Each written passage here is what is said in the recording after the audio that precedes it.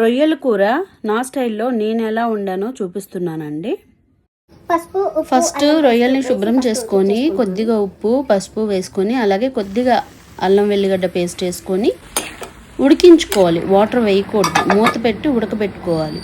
అప్పుడు ఏమవుతుందంటే వాటర్ మొత్తం వచ్చేస్తుంది దాని లోపల. ఉడకబెట్టినప్పుడు ఆ వాటర్ అంతా డ్రై అయిపోతుంది అనమాట. ఇలాగా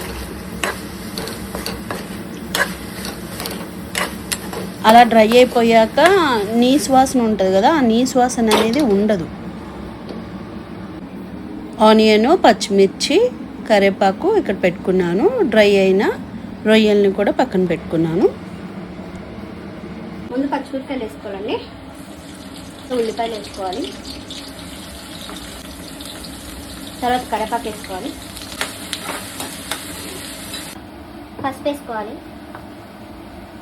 మనం ఉడకబెట్టుకున్నప్పుడు రొయ్యల్ని కొద్దిగా అల్లం పేస్ట్ వేసాం కదా, ఇప్పుడు ఈ ఆనియన్కి సరిపడా అల్లం వెల్లిగడ్డ పేస్ట్ వేసుకోవాలి.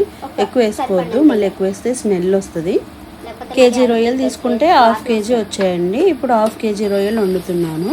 దానికి సరిపడా మొత్తం 3 టమాటాలు వేస్తున్నాను. హాఫ్ కేజీకి 3 టమాటాలు. టమాటాలు గ్రైండ్ చేసుకొని ప్యూరీ వేసుకుంటే టేస్ట్ బాగుంటుందండి. పేస్ట్ చేసుకొని ఈ ఆనియన్ దాంట్లో వేసుకుందాం.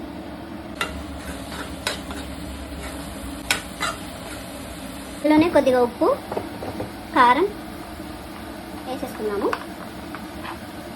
ఉప్పు కొద్దిగా తక్కువ వేస్తున్నాం, ఆల్రెడీ మనం రొయ్యలు ఉడికేటప్పుడు వేసాం కదా, తర్వాత చూసుకొని వేసుకోవచ్చు.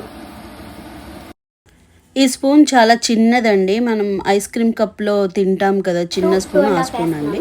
దాంతో 2.5 స్పూన్ వేస్తున్నాను కారం. మూత పెట్టేస్తే దగ్గరికి అయిపోయి ఆయిల్ పైకి తేలుతుంది. మూత పెట్టేద్దాం,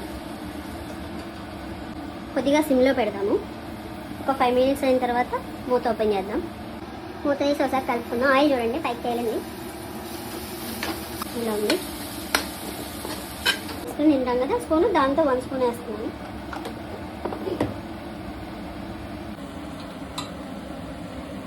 ఉడకబెట్టాం కదా, ఆ రొయ్యలు వేసేసుకుందాం ఇందులో.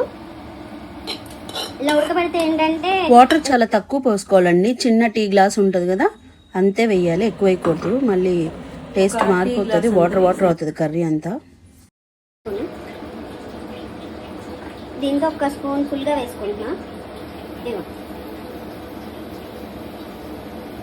ఒకవేళ మసాలాలు కారాలు ఎక్కువ తినే పని అయితే కనుక కొద్దిగా ఎక్కువ వేసుకోవచ్చు. మాకు ఇది సరిపోయింది, ఈ స్పైసీ మాకు సరిపోయింది, అందుకనే సరిపడా వేసుకుంటున్నాం.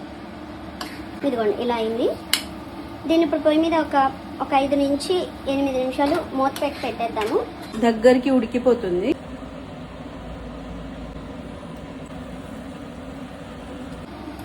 ఫైవ్ మినిట్స్ అవుతుందండి, ఇలా దగ్గరికి అయింది. ఇంకో 2 మినిట్స్ మూత పెట్టేసి పెట్టేద్దాము. మంచి ఆయిల్ పైకి తేలుతుంది. 5 మినిట్స్ తర్వాత ఒకసారి కలుపుకోవాలి, మూత తీసి మళ్ళీ మూత పెట్టేసా. అయిపోయింది. ఎమ్మి రొయ్యల ఇగురు రెడీ. స్మెల్ అయితే బాగుంది. స్మెల్ వీడియోలో చూపిలేం కదా, నాకైతే తెలుస్తుంది. స్మెల్ చాలా బాగుంది. కొత్తిమీర వేసుకొని కలుపుకోవడమే.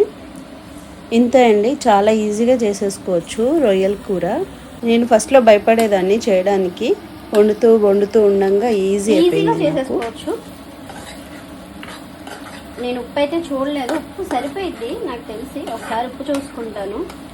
నేను టేస్ట్ చేశానండి, నాకైతే చాలా నచ్చింది టేస్ట్. మీరు కూడా ఒకసారి ట్రై చేయండి. యమ్మీ రొయ్యల కర్రీ ఫినిష్. యమ్మీ రొయ్యల కర్రీ రెడీ. ఈ కర్రీ అన్నంలో వేడివేడి అన్నంలో వేసుకొని నిమ్మకాయ పిండుకొని ఉల్లిపాయ నంచుకొని తింటే చాలా బాగుంటుంది. మీరు కూడా ట్రై చేయండి. ట్రై చేసిన తర్వాత ఎలా ఉందో నాకు కామెంట్ చేయండి, మర్చిపోద్దు.